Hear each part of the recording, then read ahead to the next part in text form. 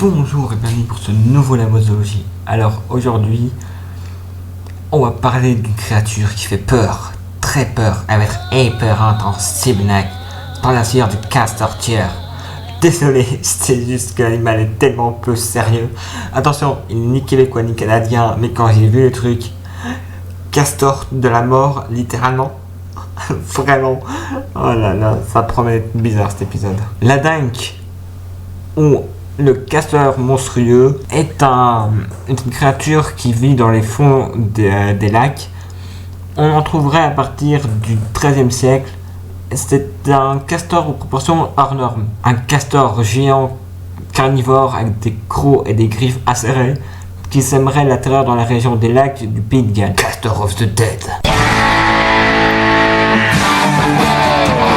Malgré plusieurs tentatives des fils et des seigneurs locaux pour le combattre et trouver sa tanière, la dingue restera invaincue.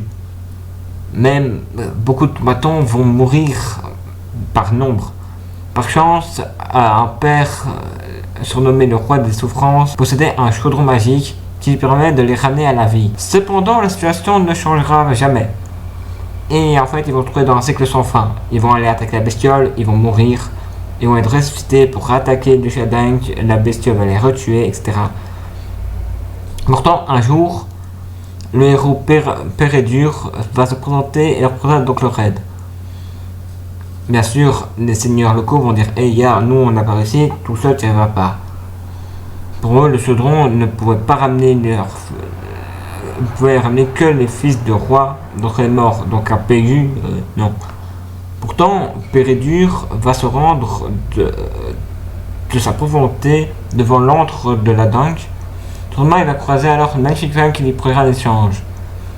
Contre son amour, elle lui donnerait donc une pierre qui pourrait le rendre invisible. Pérédur va accepter. Une fois dans la tanière de la dingue, il est donc invisible et peut décapiter la créature sans difficulté. Ensuite, il va retrouver la mystérieuse belle dame qu'il avait croisée, qui en fait n'était que l'impératrice des fées nommée Christinobile. Il va rester donc 14 ans avec et va apprendre la magie à ses côtés. On en trouve dans la littérature avec le livre du nom de Pérédur, dans l'inondeur infernal et dans les textes traditionnels nordiques. Surtout, à la fin de cet épisode, n'oubliez pas, attention au castor de la mort. N'importe quoi. Castor of the Dead. Allez, ciao.